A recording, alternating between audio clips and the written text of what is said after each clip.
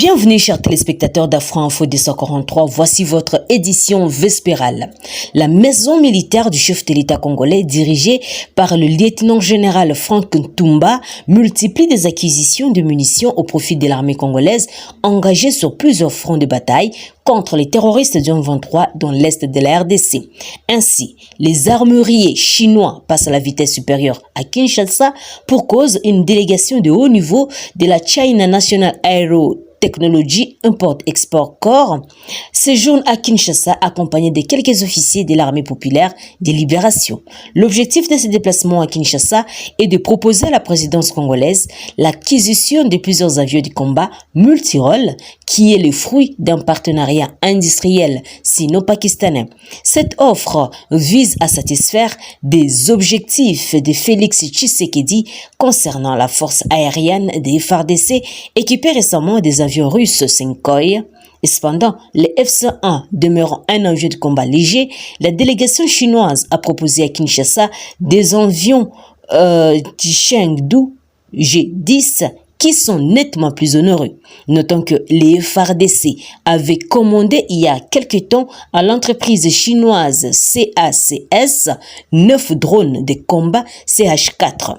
Par ailleurs, les entreprises chinoises sont en concurrence directe sur le marché congolais avec les entreprises russes qui proposent les avions Su-27 biélo-russes datant de 1980. Autre nouvelle, une accalmie s'est observée depuis 3 jours, c'est mercredi 15 mars, sur différentes lignes de front dans les territoires de Massissi et Rutshuru, notamment autour de la cité de Sake.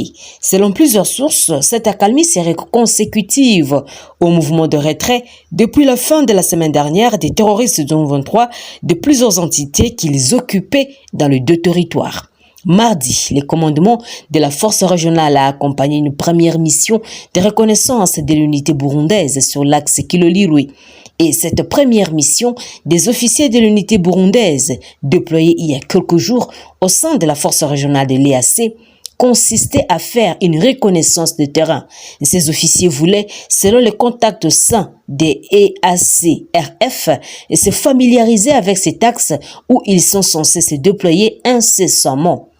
Et les sources qui ne fournissent cependant aucun détail sur l'issue de la rencontre que cette délégation avait eue avec le terroriste du M23 au niveau de Kibati ou de Kilolirwe. Depuis le week-end dernier, les terroristes du M23 ont quitté quelques villages autour de Sake et Karouba avant de quitter Mweso et puis Kibirizi le lundi matin.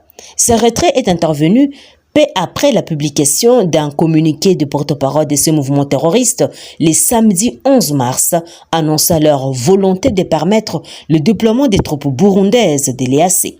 Dans la région, plusieurs personnes estiment qu'ayant jugé ces entités moins importantes, ces terroristes du M23 les auraient abandonnés pour se concentrer dans des zones stratégiques, notamment autour de Goma et Sake.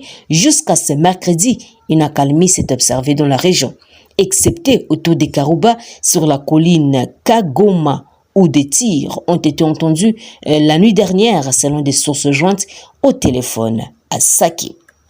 Autre chose, accusé de participation à un mouvement insurrectionnel, détention illégale de munitions de guerre et incitation des militaires, le député national Edouard Mwanga Tchouchou a vu sa demande de liberté provisoire ou de résidence surveillée afin d'obtenir des soins médicaux appropriés être rejetée par la cour militaire au cours de son audience publique tenue le mardi 14 mars. Alors que dans son mémoire pour le prévenu, la défense tenait à obtenir cette décision de libération provisoire pour son client, le juge militaire a indiqué qu'au stade actuel, il est prématuré de formuler une telle demande qui dépend du juge des fonds. Et de ce fait, l'accusé devra rester en détention en attendant son jugement à partir du 21 mars prochain. Par ailleurs, à travers son arrêt avant dire droit rendu lors de cette audience publique, la haute cour militaire a déclaré recevable, mais non fondée, le mémoire de la défense et s'est dite compétente à juger le député Edouard Mwanga Tchouchou pour toutes les charges qui pèsent contre lui. Une décision motivée selon la Cour par le fait que les faits mis à sa charge, le député Mwanga Tchouchou, sont graves et relèvent de sa compétence, mais également du fait que les codes judiciaires militaires, les codes pénals et l'ordonnance présidentielle proclamant l'état de siège proscrivent ces faits.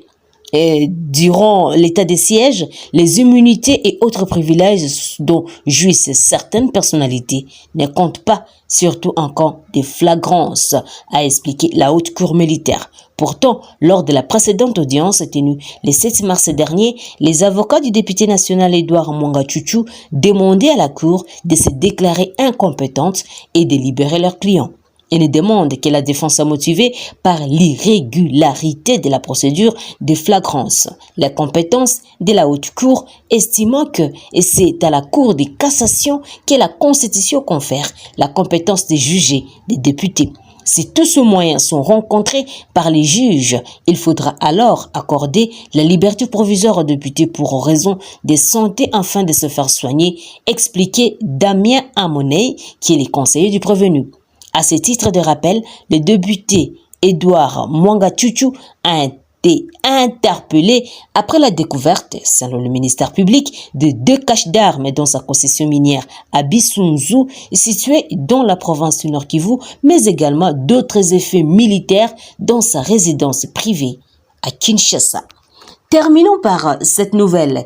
3 sujets chinois et 1 Congolais ont été condamnés à mort dans la province de Lualaba par le tribunal militaire près l'auditorat de garnison de la ville de Kolwezi dans l'affaire qui les opposait au ministère public. C'est le résultat du verdict prononcé le mardi 14 mars par le capitaine Jean-Marie Ngaba au terme d'une audience consacrée à cette affaire. Il s'agit notamment de Wang, de Tsu, de Wang Hui et Zidane. Et par ailleurs, le tribunal militaire a condamné ces 3 sujets chinois au paiement de 20 millions de dollars américains payables en francs congolais au titre de dommages et intérêts pour avoir commis un acte meurtrier. Et pour les Congolais Abdallah, poursuivis dans le même procès, le tribunal militaire a décidé de les libérer de toute poursuite. Il essaie de rappeler que ces bandits des grands chemins ont été appréhendés, poursuivis et condamnés à mort pour avoir tué un commerçant chinois avant de lui ravir une somme importante de 54 900 dollars américains en date du 30 décembre de l'année en cours. Chers téléspectateurs d'Afro Info 243, c'est par ici que s'achève notre émission. Merci de nous avoir suivis jusqu'à la fin, mais aussi de votre fidélité sur Afro Info 243. N'oubliez pas de vous abonner, liker et commenter nos éditions, et cela nous fait chaud au cœur. Je suis Santi Chesinga, depuis la province de l'Ituri, pour Afro Info 243. Au revoir.